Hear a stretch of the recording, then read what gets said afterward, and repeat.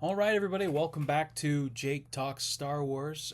This week, we're back after about a week and a half hiatus. It's been a busy couple of weeks here at the Jake household. So I'm happy to be back. I'm happy to be talking to you all about some Star Wars news for our inaugural Star Wars News Roundup. This is going to be our first video about Star Wars news, and there is a lot of news to share. There's a lot of stuff that's happened here the last couple of weeks.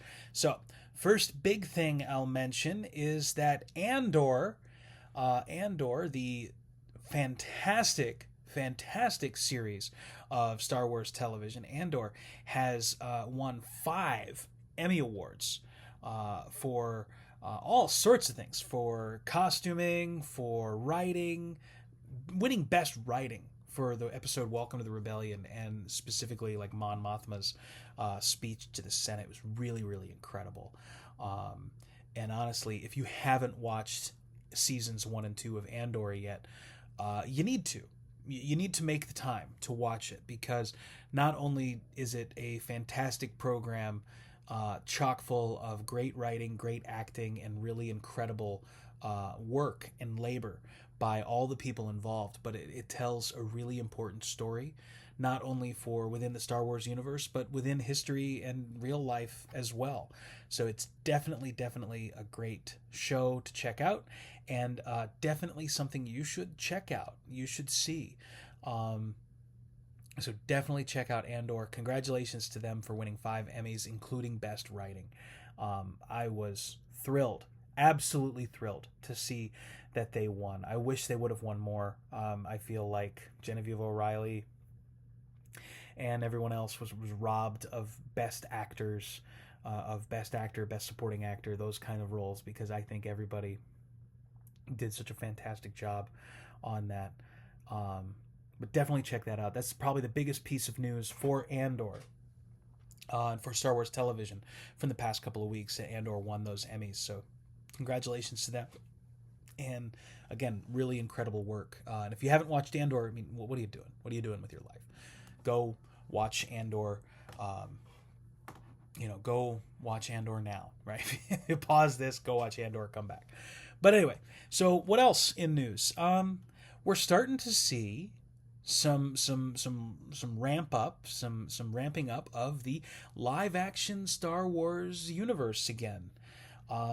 Saw some saw some still images for Star Wars Starfighter released. Now, those of you who don't know, Star Wars Starfighter is going to be a live action Star Wars movie set after the Rise of Skywalker. It's set about 5 years after the Rise of Skywalker.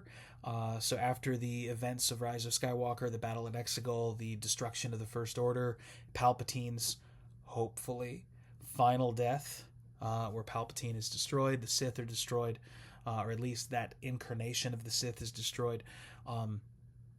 Set about 5 years after that. So this is a unexplored era in Star Wars history. It's an unexplored time, unexplored era, and we've got new characters. We've got Ryan Gosling starring. He's the lead actor in the role. We've got other actors, Mia Goth, who I'm not familiar with. I recognize her, but I'm not so familiar with her work. Matt Smith, who you'll see in a bunch of different stuff. Amy Adams, Aaron Pierre from the upcoming Lanterns series on HBO about the Green Lanterns, and of course Flynn Gray playing the young teen child, whatever it is, that is being saved or helped by Ryan Gosling's character. We're not sure what. So we've got a pretty stout cast, pretty solid cast, because these are all people who, if I'm not familiar with them, I'm familiar. Everything I've read about their work is good things. And then Ryan Gosling is a pretty solid actor himself. Amy Adams, of course, is great. Matt Smith is great. And again, not as familiar with Mia Goth, but I've heard nothing but good things. So looks like we got a really solid cast for Star Wars Starfighter. But the movie itself is going to be released in 2027. So the image we saw is, and you can look it up, but the image we saw is posted by Sean Levy, by the director of Star Wars Starfighter, and it is Ryan Gosling and young Flynn Gray on the water somewhere in the Mediterranean. And it looks like a beautiful day. They're kind of out on the water. Water's, blue and everything else. The weather's great. So it's just kind of downtime on set. They're both in costume. But it's hard to glean a lot of information from what they're wearing or anything like that, because we don't really see a whole lot other than them.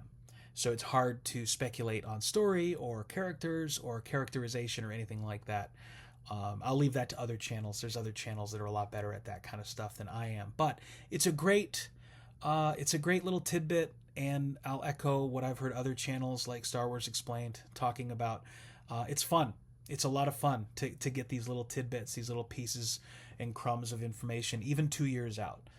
Even 2 years away from getting this movie. It's going to be a lot of fun to kind of watch this development and keep track of this development. So that's something I'm excited for. I'm excited for the movie in general. I'm excited for what it has in store. So that's going to be great. But before we get Star Wars Starfighter in 2027, we're getting Mandalorian and Grogu in 2026. Now, the trailer for Mandalorian and Grogu dropped last Monday.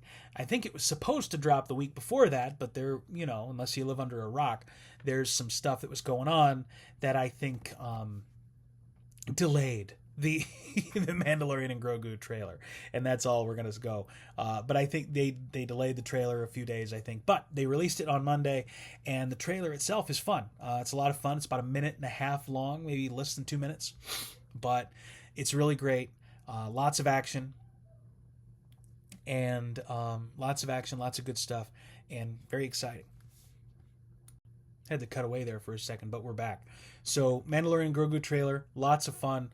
I'm going to do a reaction video for that trailer later this week. I'm going to post that later this week, so keep an eye out for that, because that should be a lot of fun. And that is going to be the first time Star Wars is back in theaters for 6 years, right? Since The Rise of Skywalker in 2019.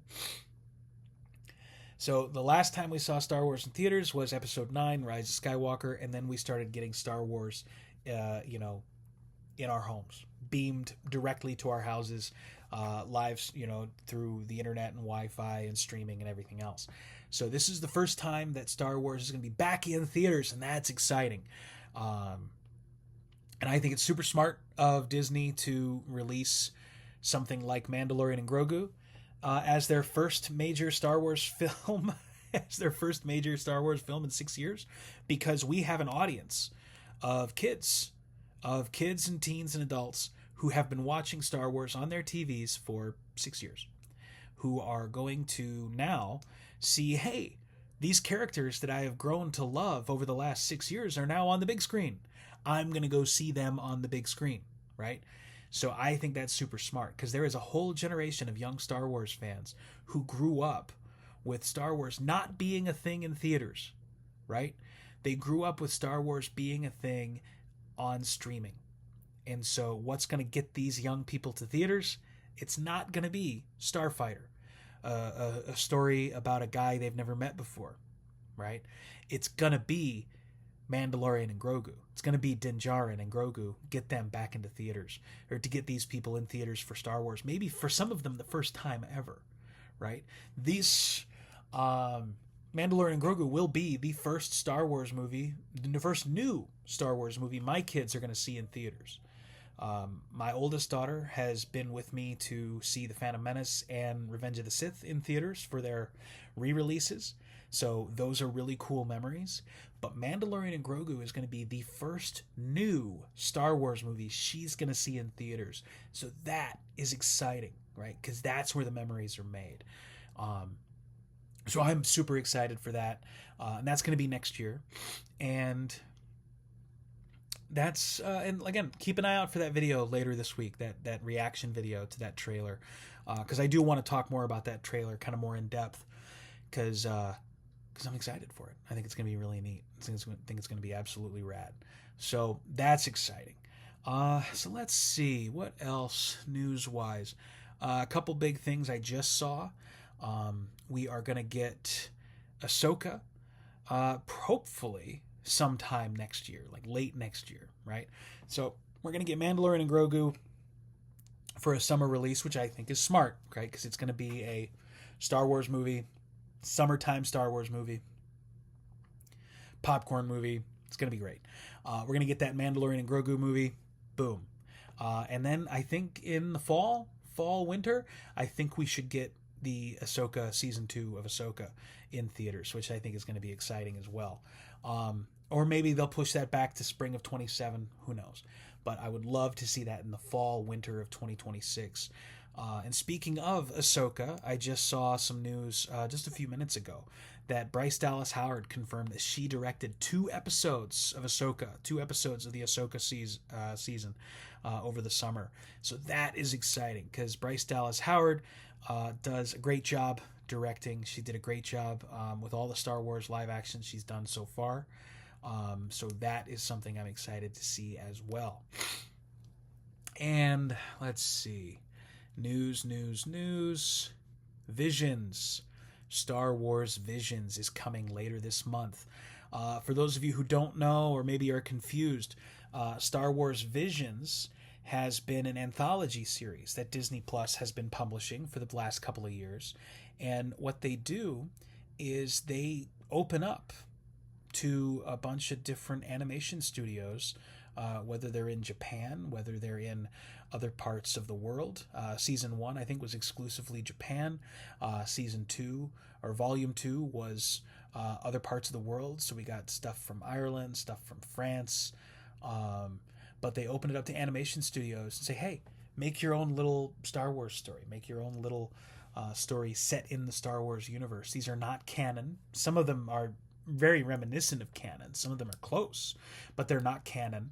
They're kind of set in the Star Wars galaxy using some of the same rules, but they are not considered canon. But it's Volume 2, or pardon me, Volume 3 that we're getting later this month is going to continue a lot of the stories we saw in Visions Season 1. So that is super exciting. Again, I'm gonna do a reaction video to that trailer later this week as well. But if you haven't checked out Visions, you should. Visions is great. They're about 15 minutes long each of these stories, 15-20 minutes long, and they're really, really neat exercises in storytelling and art style and just Star Wars in general. Some of them are reminiscent of, like, if you've ever read really early drafts of Star Wars or really early treatments of Star Wars, or even really early expanded universe stuff back from like the late 70s, early 80s, when the expanded universe, the comics and the novels like Splinter of the Mind's Eye were kind of weird still, right? So definitely check that kind of stuff out if you haven't already. So check out the Vision story later this week. I think that's going to be really cool. I think it's going to be a lot of fun. But guys, I think that's it for news today. I do have a few more videos planned upcoming this week. I have some videos I want to talk about the future of Star Wars live action as I see it, and what could be coming down the pipe, or what I think should be coming down the pipe. I'll be posting that here later this week as well. I'll be posting some reaction videos to the trailers, Mandalorian and Grogu, and Star Wars Visions, and then I will also be getting back into my reviews for Star Wars Rebels. I've got notes for a few episodes I want to review, so keep an eye out for that stuff. Remember, you can follow me on Threads, you can follow me on Instagram, Jake Talks Star Wars at Threads and at Instagram, so check me out there. Follow the channel, like the channel, subscribe to the channel if you haven't already, share it with your friends, and you can leave a comment, anything like that. And guys, thanks for coming by. Thanks for listening. I hope you have a great week. Take care of each other out there. Look out for each other. And as always, may the Force be with you. Bye-bye.